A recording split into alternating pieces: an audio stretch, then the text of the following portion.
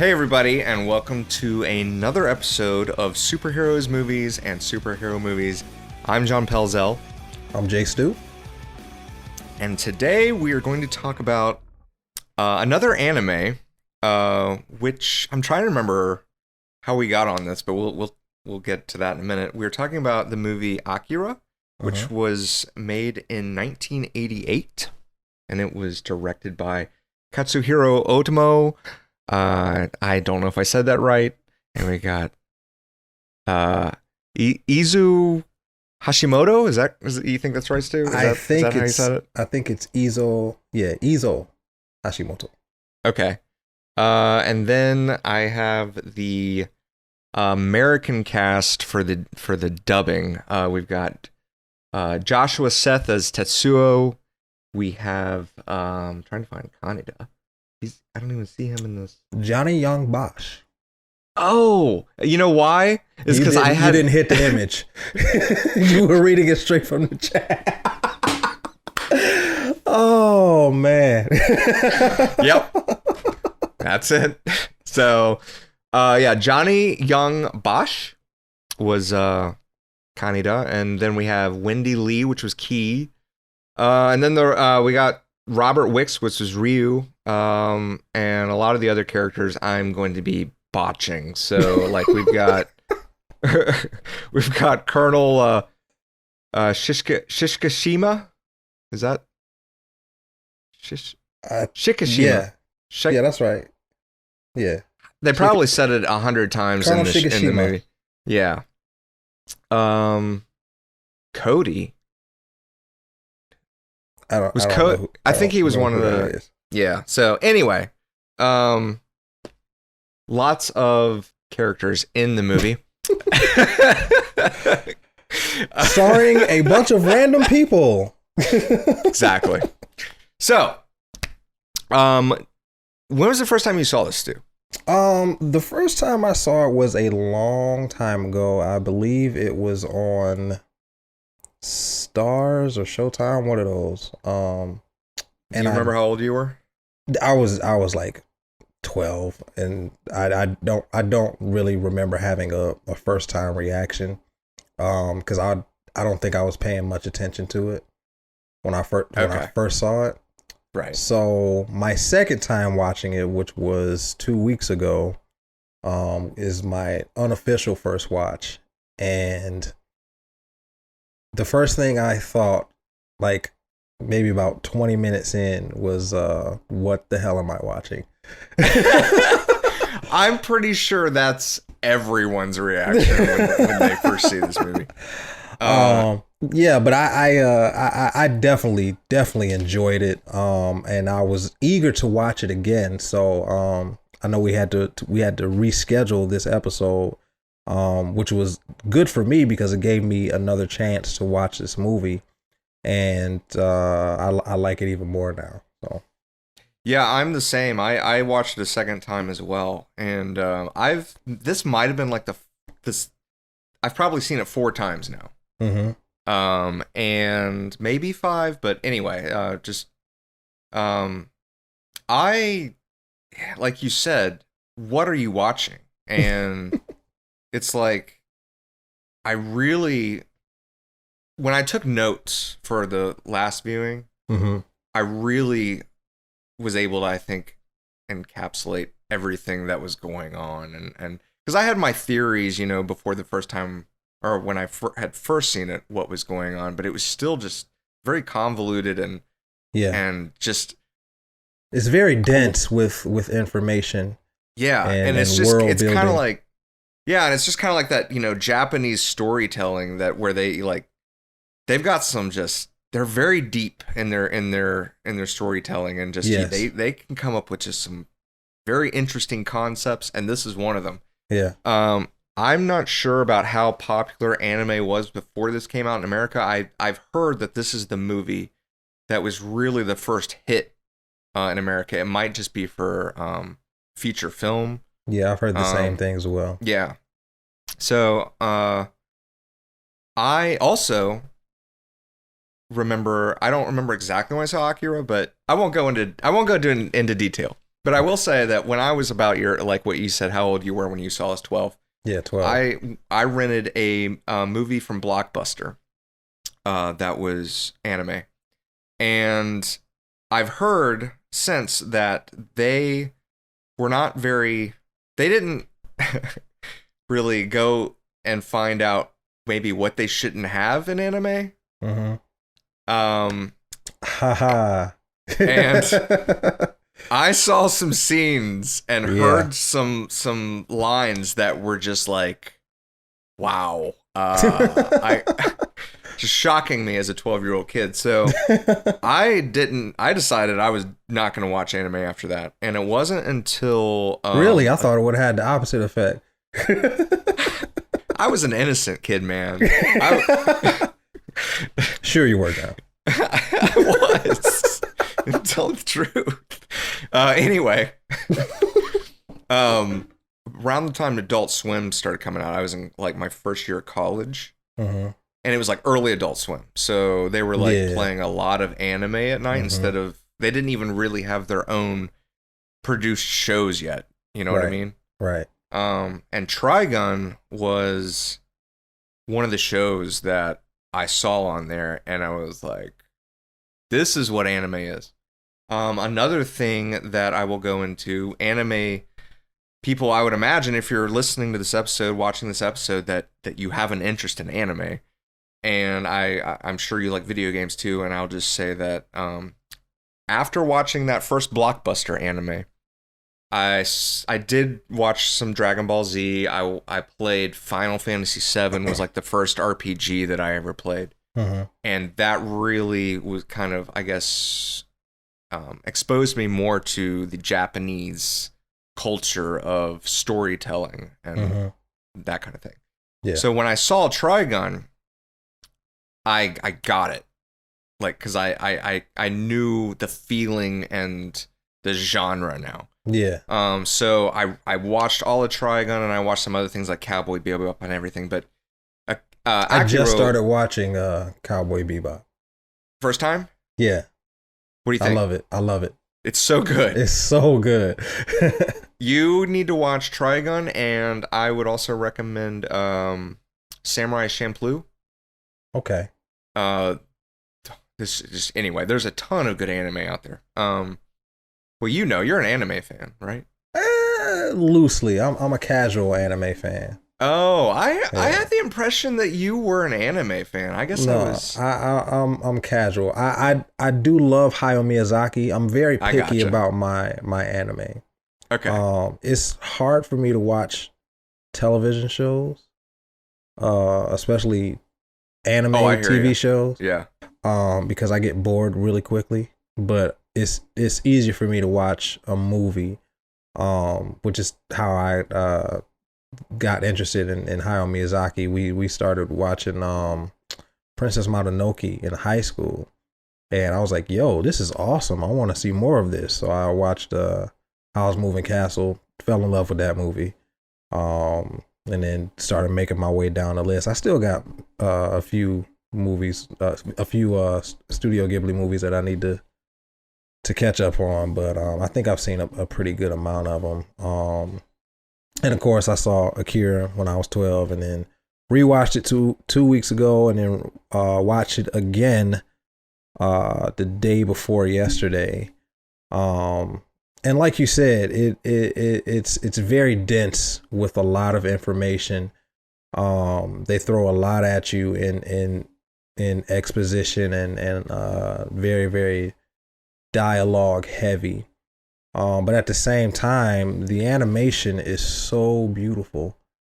Yes, I know, right? I was thinking that too. It's so detailed. I was like, and it was done in 1988, and I'm like, I couldn't believe it. And I bought the 4K, and I was watching this on 4K, and I got it playing right now on Blu-ray, and the upgrade in quality is night and day. Like, wow. If you get a chance to watch it in 4K, please do, because it looks absolutely stunning. I gotcha. Yeah, I will definitely do that. I was gonna say it still has like kind of that. There's still a little bit of the limitations, I guess they had at the time, where you have like, you can tell where something's stopped or whatever. But yeah, it's crazy how and now everything's done with computers, but the movements, when like someone turns around and just their arm or whatever, like it's Japanese animation is so like fluid. Yeah, It's just, absolutely. Yeah. It's really cool. So I remember the first time I saw this, I did enjoy it. I actually loved it. But I didn't go back and watch it for a while, and just rewatching it this time, it kind of confirmed how much, especially the second time, I was like, man, this is really good. Yeah.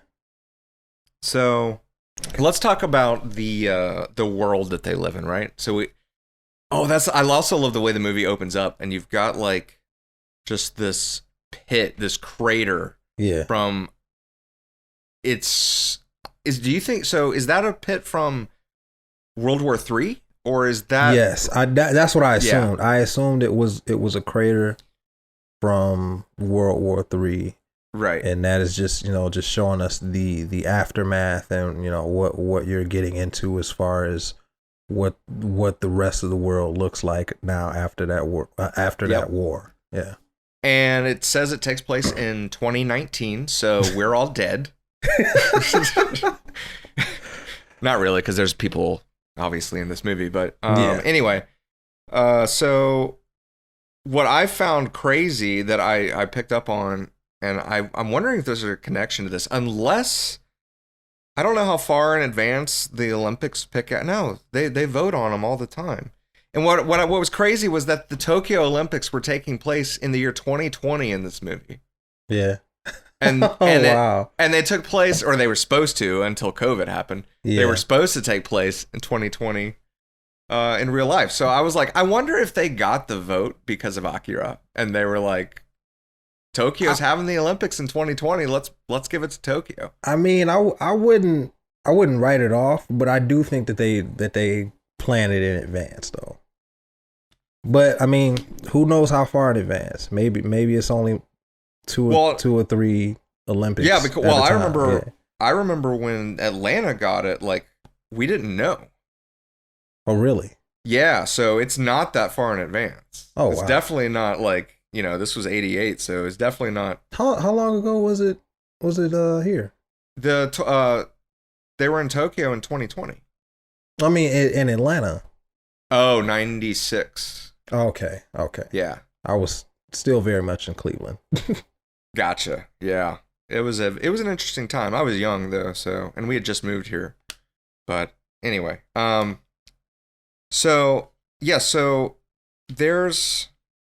I wrote down stuff about their cars, like how their cars, I'm assuming, are supposed to be, pretty futuristic looking at the time this was made, and they look pretty bland. I mean, they don't look bad, but they're not like futuristic looking, right? Yeah, it's the technology is not hyper stylized in this movie. I mean, a lot of it is, but for the most part, the common stuff. Well, I think at the time it was made, it definitely was. But now that we've gotten to that point, yeah, you're right. It's like because I'm looking at it now, and Kaneda is in the bathroom, and it just looks like a regular old rundown bathroom. So I think that creative choice was made because of World War III. So it kind of they've got like all the holograms and stuff there throughout. Yeah, the city too. So it's like not everything advanced, only certain things did. Yeah, I think they were just kind of in the slums. Yeah. So, I mean, yeah, you're right. Obviously, there was a slowdown in the progression of technology and everything, but we're still definitely seeing futuristic things. No, absolutely. Yeah. Also, it's very terrorist ridden, right? Like, yeah. Literally, I wrote down, there's a scene where Key walks away from Kaneda, and he's like, "Hey, where are you going?" And there's an explosion right behind him. But the scene cuts right after that, as if to say this is just a common occurrence here, right? Like an explosion happened, but we're not even going to focus on it. We're moving on. So it really gave an idea of, that's just, that's not a big deal. Just there are constantly these explosions happening. Yeah, and it's like the Wild West out there, man. It's very, very dreary place to live in. Yeah. The aesthetic of this film is, oh man, I watching it, especially the second time, I saw so many movies that were influenced by this film. The one that stood out the most was probably The Matrix. 'Cause it's very futuristic but dystopic at the same time. It has a very, like you said, dreary feeling and a very dreary aesthetic to it. Right. But it's also it's kind of the same feeling that the Matrix has in the scenes in the real world. Mm-hmm. Yeah, so it was definitely, I could definitely see a lot of influences. Yeah, I was gonna say too, though, it also has like, as dreary as it is and as chaotic as it is. Yeah, there's still a functioning society happening in it. Yeah. So it's like they're trying to still have some semblance of the old world, but with everything the way it is, it's just it's impossible, right? Because it's really wild in Neo Tokyo. Right. Oh, I was gonna say, and so anyway, let's talk about our main characters. We've got, what are they even called? I don't even remember their name. Their street gang, their bike gang name. Do they have a name? I don't know if they ever mentioned it. Like, they mentioned the clowns. We know the clowns, and there's another group I think they mentioned. The Capsules. Oh, that's creative. With their logo. I feel silly now because I was like, that's obvious. Yeah. Because I was thinking, why did I already know that? I was like, I wonder if it has anything to do with the logo on their jacket. The answer is yes. Yes. A little bit. Who's your favorite character? Tetsuo. Tetsuo is my favorite. I love a good villain story. Yeah. I love it. I love seeing him deteriorate. As far as from a character development standpoint. Another movie that this movie influenced was Chronicle. Have you seen Chronicle? So without spoiling too much, because I do want you to watch it one day so we can talk about it. Okay. But these three high school kids, they find some kind of rock underground and it gives them superpowers. And basically one of them is a lot like Tetsuo. And that's all I'm going to say without spoiling the rest of the movie. Gotcha. And it was made by Josh Trank, who also did Fanforstic, but this is a far better film than Fanforstic, so don't worry. Gotcha.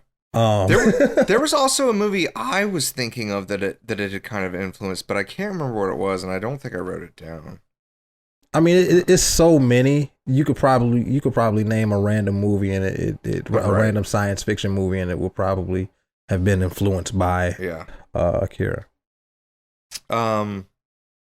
So yeah, I agree. Did you ever play Final Fantasy VII? I have not played Final Fantasy. Okay. I'm not really You're not a gamer? I'm once again, I'm very picky.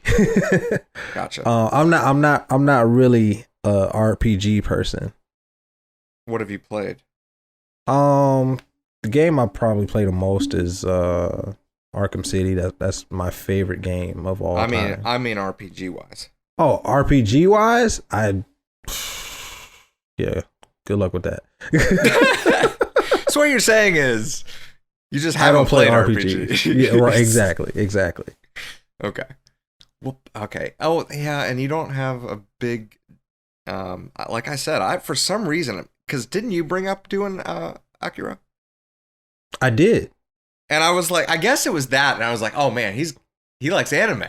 And I was thinking we had talked about it, but I guess not. We talked about it briefly, and I mentioned that I wanted to rewatch it, and you're like, yeah, we should record an episode on it. So, and now we're here. Cool. By the way, I believe you were saying it the way everyone does. I just remember like the second time I saw it, I kind of listened to the way they said the name, and I think I'm the only one that says it like that, but everyone says Akira. So yeah, and I know that's wrong. I know that's like the very American way to say it. But it's I can't help it. No, I'm not blaming you at all. It's like I have to think about it too hard. No, don't. Right. Yeah, no. Keep saying Akira because I mean, like I said, I think even people that are fans of anime call it Akira just because that's the way everyone says it. So yeah. Anyway, where were we? Oh yeah, we were talking about the characters. The characters. Who is your favorite character? Yeah, I was saying I definitely agree that Tetsuo is my favorite, though I do really like Kaneda. I think his character development is really interesting too, because like they're a biker gang, and they are spoiled teenagers. Like, yep. They really are.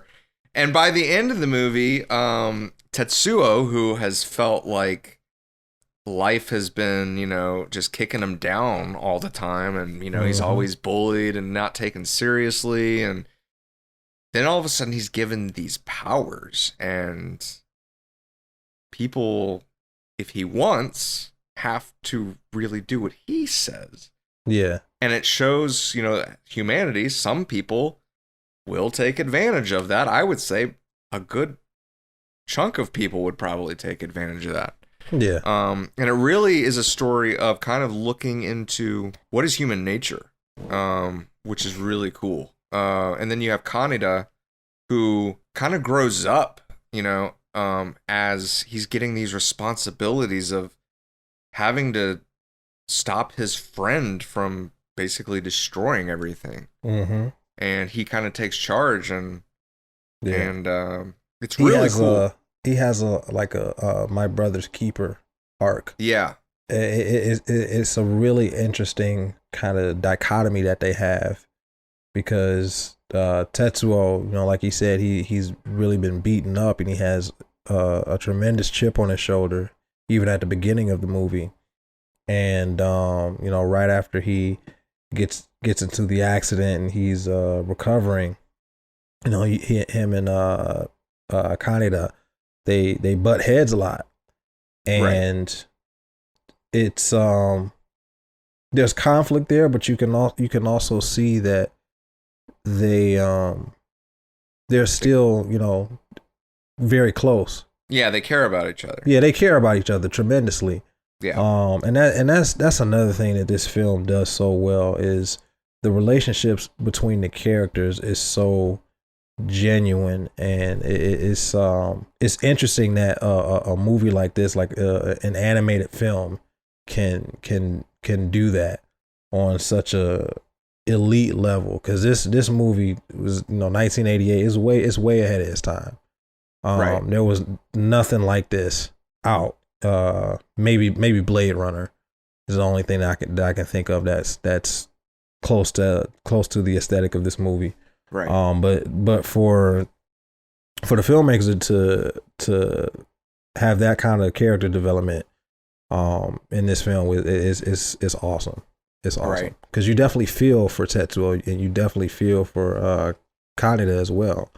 Because he doesn't want anyone to die, or he doesn't want any destruction because of Tetsuo, but he also cares about Tetsuo just as much as he cares about everybody else. So he wants to make sure his friend is okay, and that's his priority.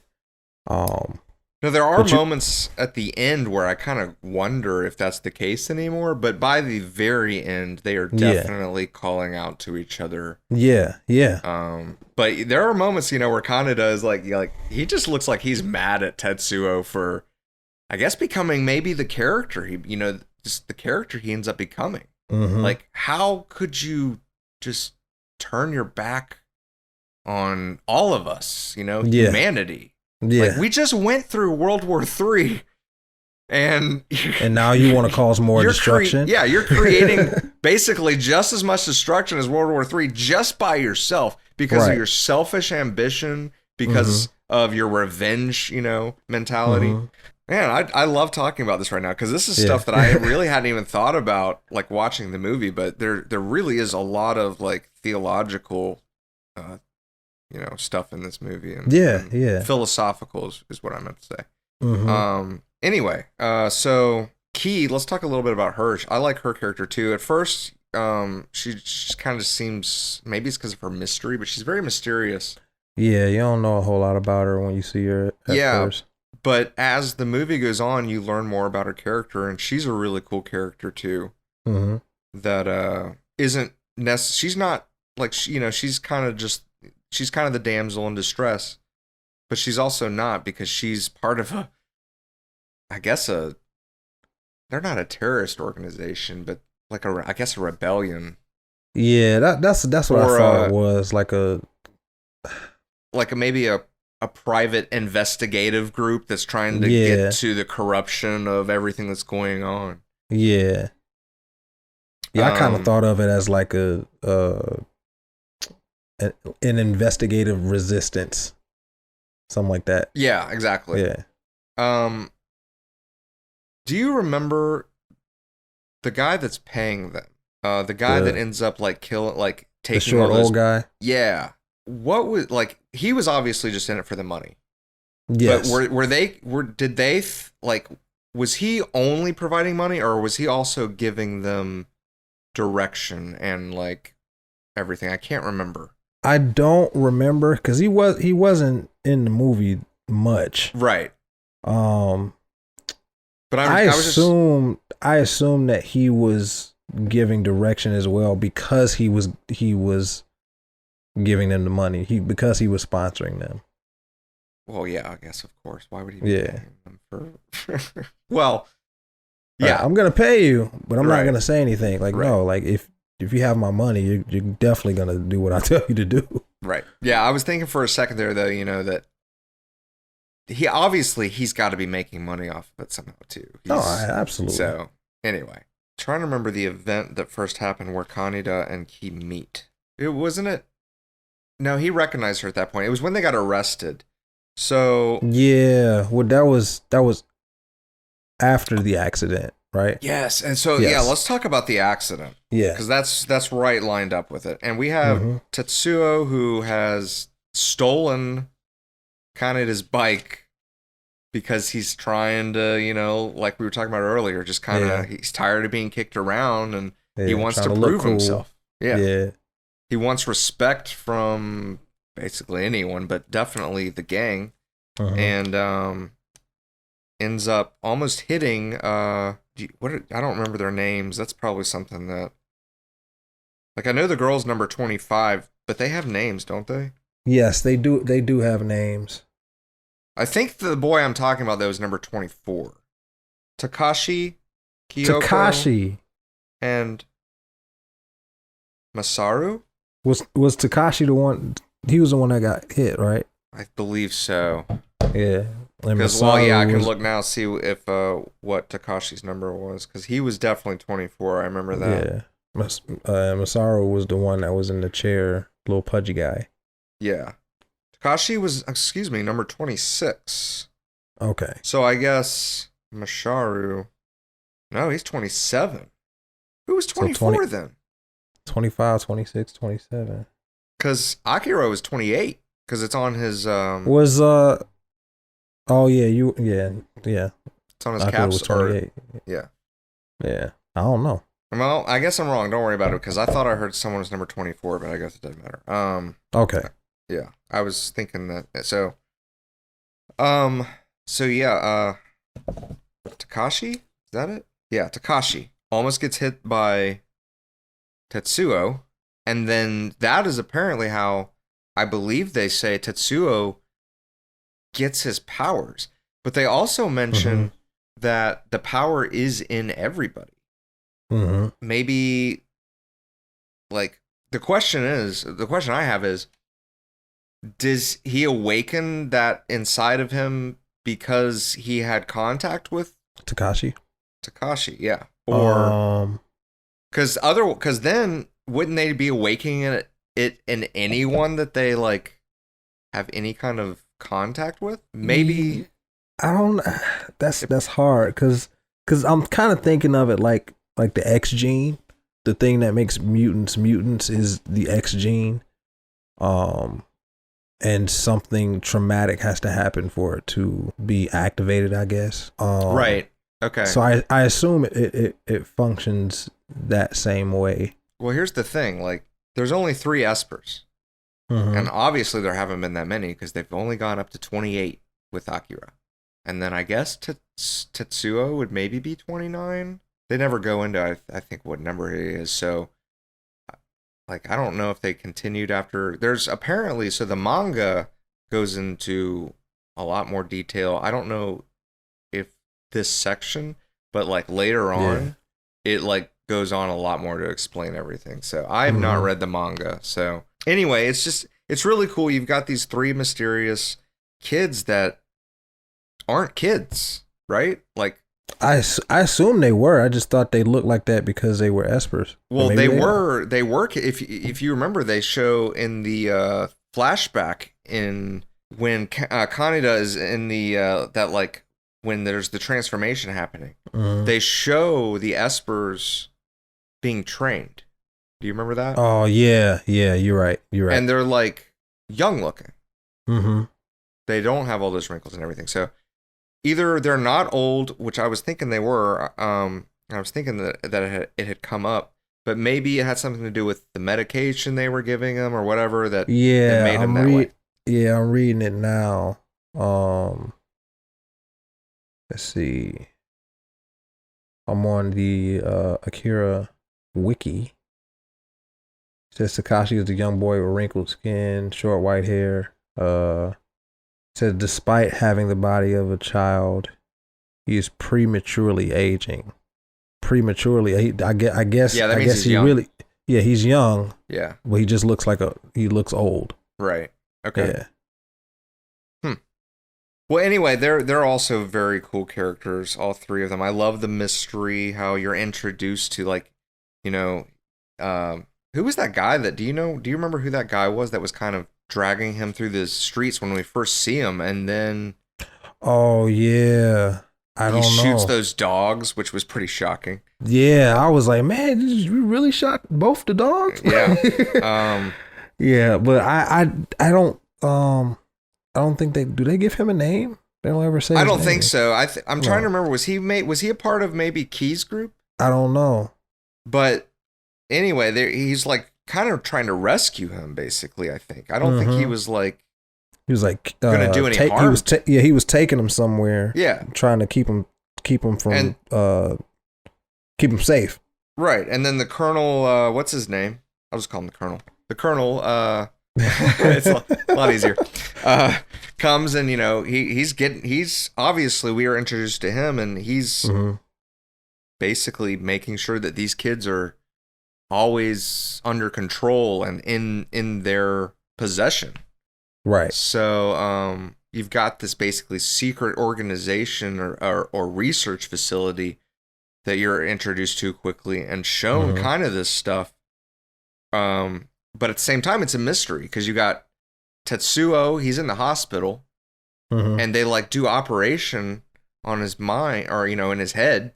He's got that bandage on his head, and then the first time I think it's when he wakes up and he's got that headache, and he like slides the glass of water over to his hand, bro. but I don't even think he thinks about it, right? Yeah. Like it happens, but he's not it just happens. Yeah, and he just drinks it. And then he starts seeing the like illusions Now, was that a hallucination? I think he thought it might have been, but I think later it turned out to be it was the espers. Correct. No. I mean, like, so it wasn't a hallucination. It was an illusion. Like, they were basically changing his perception of them. Yeah. But they were there. Yeah. But it wasn't actually what was happening. So they were kind of manipulating what his perception was. And then when they were... That's crazy. That's crazy. And then they were freaked out by the blood because he's freaking out. And he steps on the glass and it starts bleeding. And like them being little kids, you know, and they're like, so innocent, right? Ew, blood. He's a freak. Yeah. It was too much for him. Yeah, they call him a jerk. Yeah. And then they disappear. I'm the jerk. You the jerk. Right. you changing my whole mental perception. Like. Exactly. Yeah. I mean, that's what I remember saying. It wasn't a movie. I remember saying Five Nights at Freddy's was inspired. Yeah. Because the bear. Yeah, you got the bear, you got the bunny, and then you have like the car coming, but he's like making the noises like Foxy. Yeah. He's like, you're like, yeah. And it's just weird. And the music, that was that music is so creepy. Yes. You know, it kind of reminded me of It, the original It. Yeah. I can see that. It's very psychological. It just it gets inside you and just makes you you feel the crawling of the music. And I love how they go back to it, right? So that was when they go back to it two or three times. I think twice. Yeah. So he but he runs away, right? I'm trying to he gets his girlfriend. I'm trying to remember how but he ends up back up in the hospital a second time, doesn't he? Yes. He has does he have the hallucination the second time? So no, it's the first time? He falls off, like I remember him being on the ground, and then he starts having this was an hallucination, which was where he thought his guts like spilled out of his body. Yeah. And he starts like putting them back. That was after the first time he got out of the hospital. Yeah. Yeah. So he gets out, and then I guess they have located him, the organization with the colonel and everything, and they take him back to the hospital. Yes. And that's when things get really crazy. Because he goes out and just starts, they try to stop him, and he's literally creating like a sphere of energy, just crushes the walls around him, and you can really see how powerful he really this guy is. Yeah. And he doesn't even know how to control it, right? Like he starts to kind of play with it, but I love how we get some answers here because he just decimates the security guards. He's like, I'm coming through there, and they're just, and then we get into the baby room. Yeah. Which is where we see the espers again try to do the whole bear thing. And then we have Kaneda coming in with the motorcycle, and they're there to save. That's right, they're there to save Tetsuo.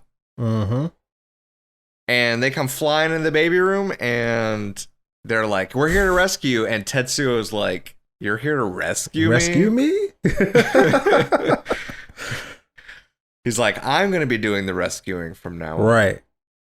You see how powerful I am? Yeah. And it was crazy. That's when you start to really see that Tetsuo is starting to show his true colors now that he has the gavel basically in his hand. Yeah. He knows that he can hurt people now. I love too how he basically teleports out of that building.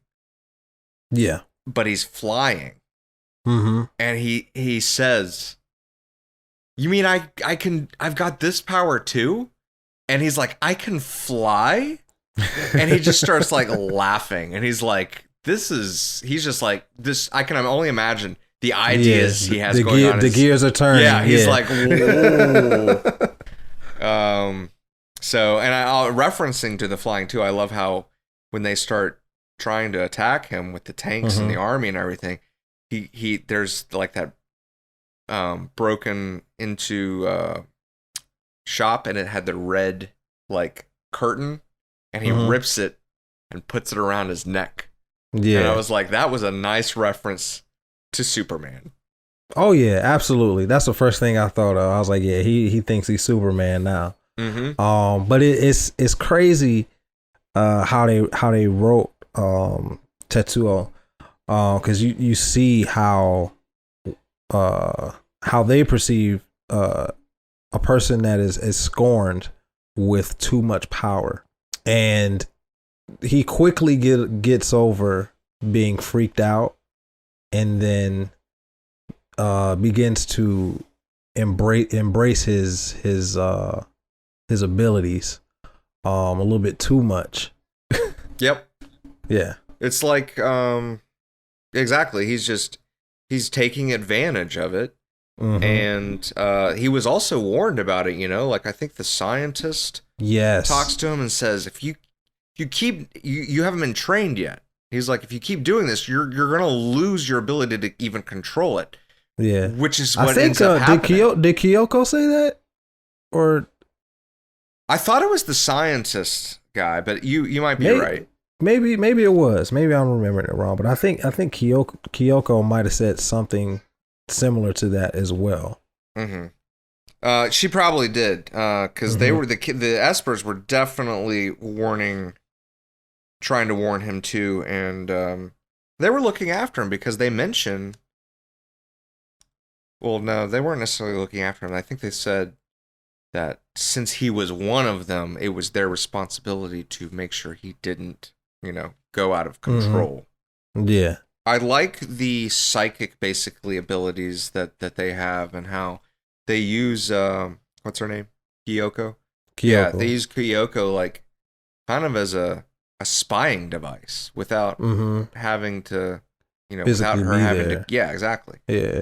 She's transferring her consciousness to Ki. Yeah, which is really cool. And she kind of gives context to a lot of the stuff that's happening for us. Kyoko is the character that provides a lot of exposition to not only the characters in the movie, but to us. She kind of lets us know what's going on and why things are happening. Right. And you definitely need that kind of character in this movie because there's a lot going on. Yeah. Well, so let's talk about the main idea of what everyone's trying to go after is Akira, and he was the most powerful. I guess you would have called him an Esper, that ever existed. I don't remember. Do they talk about, like, did he go crazy? I don't think he did. So why were they so? But he was in pieces. But he was dead, right? He's dead. Yeah. And they were. Was he dead because they were doing so many experiments on him that they were like running out of body parts, and that's why they had different body parts? Or had he died and they were like, let's study these later? Because they were frozen, the Colonel mentions, for a future time when technology and science has advanced even further. Because they're like, basically, we don't have the technology and science yet that we need to really grasp what this is. Exactly. And he mentions I forget that guy's name, the Colonel. He, because they're talking about Akira returning. He's like, wait, that's impossible. Like, because he gets ready to say it, and then they cut it off. Before they discover, before they make that discovery, before Tetsuo gets in there, he's like, wait, that's impossible. He's already, and then I assume he was gonna say that he was dead, but like you said, I assume that he is dead. And I use that term loosely, because they did so many experiments on him. I don't think he died before then. Gotcha. If he was that powerful, you know what I mean? Well, right. Well, here's the thing. When he ends up like kind of coming back. Mm-hmm. Well, not kind of, like he does. He full on comes back. Yeah. And he's not a villain. He's like not at all. Yeah, he's almost like benevolent. He's almost like a Buddha-esque, like just peace, Zen. Yeah. He's chilling.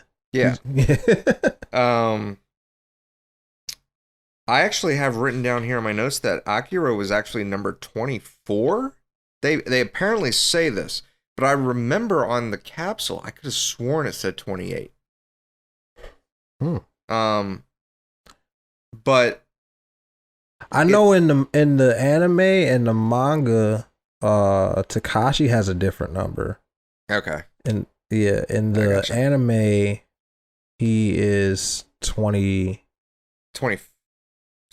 6. Yeah. And in the manga, he's 27. Oh, wait a minute. Hold on. Or maybe he is. This 27. is what it is. So we got 24, the original Akira. Then we have 25, 26, 27, and then that capsule I was talking about could be 28, and it's like the second coming of Akira. Oh, you're right. Everyone that's listening is like, duh. We already know this. Right. I feel terrible. We just figured it out ourselves, and that's really cool. Yay us. Go us. We're so smart. Yes. We should be detectives. We should absolutely be detectives. That's awesome. But anyway. John Pelzel, John Stewart. World's greatest detectives. I was going to say, though, like, when they were talking about those numbers, like how Akira was 24, like, some of the people in the it's like a big, basically, committee meeting with the scientist and the colonel, I believe, is there, and you've got, like, all, the top secret people of the government that know about this project. And the way they're talking about him, this is, like, I think, really the only time we see him. They're not, like, major characters or anything, but we know that they're a part of this committee. And they're talking about Akira like they don't even know really what happened because they weren't around. And it's almost like they're questioning their information about him. I don't remember like exactly what was like their lines were, but it was like basically no one even really knew what happened with Akira at this point. Like they were all just rumors, and it was kind of made things even more muddy, because they couldn't depend on. It was like he was a legend, basically, at this point. Yeah. Now that we figured that out, there's a lot of allegory in this movie. It is. A lot. Like, wow. Yeah. I the more we're talking about it, it's so, like, I really want to read the manga, honestly. Yeah. So Tetsuo doesn't waste any time going crazy and attacking everything, and he knows because I guess Akira was talking to him in his mind, because he asks Kyoko, he's like, who is this Akira? So I think Akira was communicating with him, or he was maybe feeling the presence of Akira through the capsule, and he finds him and goes there, and that's when he discovers Akira's not even around anymore. Right. And he, the scientist, mentions has basically, he's like, I haven't seen anyone with this power since Akira. He's like, this is basically Akira level power that we've got. Yeah. And so I guess when Tetsuo was like, I don't even have anyone I have to worry about. Like, I'm the most powerful thing here, and I've got it. I'm on the throne now. Yeah, but and Akira's followers were thinking that he was Akira. Yeah, you had like the cult that was like, it's the return of Akira, and we're gonna do whatever, follow him, and we'll be, forgiven our sin and all this stuff, basically, without saying that. Anyway, right. But I was gonna mention, I brought up that part was how they're trying to stop Tetsuo once he really loses his mind because he, like I said, has now realized there's nothing stopping him. Even this Akira guy is not even going to stop him. So you have the satellite weapons that, remember, he's like standing there and you just see like this blue light go around him and he's like, yeah, what is this? And he looks up and then the beam, it shows us, but then you've got the beam come down and it just starts ripping him. Oh man. And that's when he loses his arm. Which shows you this guy's not impenetrable, you know? He can be killed. Yeah. But I love how his, you know, he just creates another arm with like the metal. You see all the wires and the metal going into his shoulder and see it form itself. It's just he learns how to use his abilities more creatively. Yeah. But it's very intricate. I love it. Yeah. But he hasn't been trained, so we're getting, you know, to the point where, like he was warned, he's not going to be able to control it. And that was one of the weirdest. I remember, and it's inevitable. Yeah. Yeah. And I remember the first time seeing that when he's just like this, he starts becoming like this blob. I've given it the term the blob baby. The blob baby. I don't know why you wouldn't, because that is exactly what it was. It's a big blob baby. A big blob baby. So when Tetsuo turns into the blob baby, it's beautifully grotesque. It is. It's weird. Like it's so disgusting, but it's so beautifully animated. Yeah. It's complicated because you've just got all this movement everywhere. You've got like his giant hand, his like fingers are basically smaller versions of arms that have like fingers coming out of them. Oh, it's just crazy. It's weird. But that's when he starts losing control, and Kaneda is like also freaking out, but he's trying, like they were fighting before he becomes that. You know, I did kind of want to go over that about how Kaneda is trying to shoot Tetsuo. And Tetsuo is trying to, you know, kill him. Like they're trying to kill each other until we get to this point where Tetsuo is losing control, and but Kaneda is worried about Tetsuo, but he's also worried about, you know, what's happening, because I'm trying to remember and Tetsuo is where he's calling out to Kaneda. He's like, yo, Kaneda, help me. Yeah. Like, what is going on right now? Right. And he also cares about his girlfriend. I don't remember her name, but remember like when the blob baby like eats, like just kind of eats them, and they're like inside, and then it just crushes her, and you can see like that was heart-wrenching. It was, because I was like, yo, like that they really showed that. I mean, it's not that they showed it. It was just like, man, it was sad. Yeah, it was sad. You could see it happened. Yeah, you see her like get crushed. It's like, she kind of bursts into blood, and then it just becomes a liquid red. Oh man, yeah, it's just, exactly. Yeah, it's sad. It's sad. And then he starts sucking in Kaneda. You think the same thing is about to happen to him, and and he gets out of there by shooting his gun. And I'm trying to remember how that basically that white like shell or sphere or dome, I guess you would call it, that starts to just grow is what I'm trying to remember how that even came to be. Like, was it the Espers that created that? Because they were talking about coming together, but yes, I believe so. I remember them mentioning if we go in there, we can't come out. Right. But we can maybe save the boy. Tsukashi was like, no, he's one of us. We have to try. So he runs in there. And Kyoko and Masaru, I think. Masaru. I keep wanting to call him the pudgy Esper. But the pudgy Esper. You know who he reminds me of is, did you ever see that cartoon? I'm trying to remember the guy's name. He was a comedian. Life with Louie. Yes. Bam. You know exactly what I was talking about. Because I'm right. Exactly right? You're right. That's the first thing I thought about when I saw him. I was like, that's Louis Anderson. Yeah.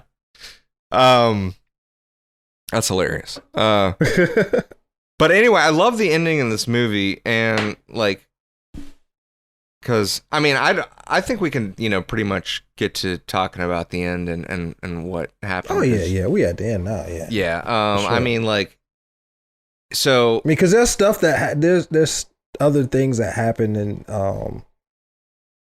like leading up to that battle, right? There's it's just there's so much, right? It's impossible to talk about everything in this movie because it's so jam packed, right, with information. So the scientist mentions, which I love how he dies. Oh yeah, because he is so just like he doesn't care what's happening to everyone else. He cares about him. Basically discovering, like getting the excitement of discovering this new information. Like that's all he cares about. And look what it's cost, everyone. Because he was supposed to, apparently, I think I remember the general, I think he was supposed to destroy, like, the general basically mentions something, and the scientist is like, I couldn't destroy such a perfect specimen. I don't remember if he was talking about Tetsuo or Akira, but basically he didn't get rid of something he was supposed to in the name of, science and his own ego and all that stuff. Which is, that's another thing that this movie I think goes into is how, you can see it goes into cults and religion about how, you basically had this cult startup that was following Akira, but you also have the, ego of science when you don't take it responsibly. And you're just like, like we're just gonna do it because we can. Yeah, it's very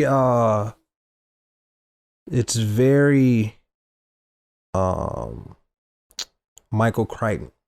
Yeah, exactly. Yeah, Jurassic Park. Yep. Yeah. Yep. But so anyway, what I find really interesting is how this movie ends, and that is the scientist mentions, that's why I was talking about the scientist, was that it's like the energy of the creation of a universe. And basically the last line in the movie is, I wrote this down, it's I am Tetsuo. But it's calm. It's not like the Tetsuo he was, where he was trying to take over everything. It's almost like the calmness of Akira, like he's been enlightened. And exactly. Yeah, but you're going through this, like almost like a universe where you're just zooming in and things keep getting bigger and you feel like you're getting smaller and you haven't reached your destination yet and you're just going and going and going. And I don't remember exactly if it shows parts of a universe, but basically another universe gets created by this power of, like, that is how powerful, that is how much power was involved in this, was it creates a universe. Created a universe, yeah. And it's that little shiny ball that at the end, like Kaneda, like has it fall in his hand. And then he closes his hand, and I was like, "You just crushed an entire universe." I think that is trying to say that everything is connected, and everything plays a part in everything else, like kind of like the butterfly effect almost. with time travel. If a butterfly, flutters its wings at this place and this time, and a bomb goes off later because it set off some chain reaction. So I think that's what that is trying to say. Like we all create these possibilities with these with the choices that we make, that essentially create other universes that can, you kind of you know what I'm saying, you know, the choices that you make are, they just create other possibilities, right and those possibilities could affect other things potentially that could be as important as an entire universe. Yeah. But I was kidding. Like, he doesn't actually. This movie is very existential, like extremely existential. I mean, he doesn't actually crush it because we see it at the end. But like, I was watching and his hand closed, and I was like, "What are you doing? You're destroying your best friend." But no, at the end, I think that when he says, "I am Tetsuo," basically he is now the god of that new universe. So that was kind of cool. Wow. I didn't think of it like that. Wow. Yeah. I'm pretty sure that's my take on it. I think is what they were trying to say was when because he's like is the universe, and he's able to have all that power, create, and he's basically, it's like the beginning of a new universe, and Tetsuo is now like going to be the creator of that. That's crazy. Yeah. That's crazy. It's making my brain hurt. It's pretty cool. Yeah. This movie is. I never even thought of that. Wow, that's crazy. He just created a whole new universe, and now he's like the god of that universe because he's like been enlightened somehow. Yep. That's awesome. I wonder, maybe the Espers are too, but he's the most powerful one because, like we were talking about. He's the most powerful. Did Akira go with them? I don't remember. Yeah, what happened after Akira came back? I can't remember. I didn't write down anything about it. I think I was just too entranced with the movie at that point. I was just like, man. Yeah. At a certain point, I stopped taking notes because I was just like so interested in what was going on. Yeah. And I could not look away. Well, regardless of whether Akira went with them or not, the last words are, "I am Tetsuo." So he is obviously the focus of this new realm of reality. Which, anyway, I think it's really cool. So it's crazy how we were both like entranced with the movie and we don't even remember what was going on. and we both watched it twice. And we watched it twice. How ironic is that? Yeah. But in our defense, like I said, there's a lot going on in this movie. Yeah. It's impossible to know exactly what's going on in just a few watches. It's purposely dense. Well, plus in that moment where they're doing the flashback is when the universe is being created.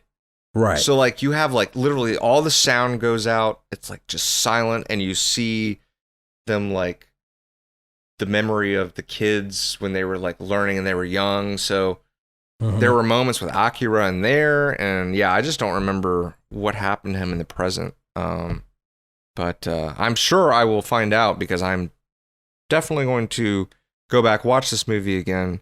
I want to read the manga, kind of explore about what does happen, after this supposed universe was created. Do we go into a story inside there? That'd be pretty awesome. Anyway, so do you have anything else that you want to mention, or do you want to go into ratings? Yeah, let's go into ratings. Okay. Like I said, I think this is my fourth time seeing this, maybe. And so my third and fourth time were literally back to back, just this past week.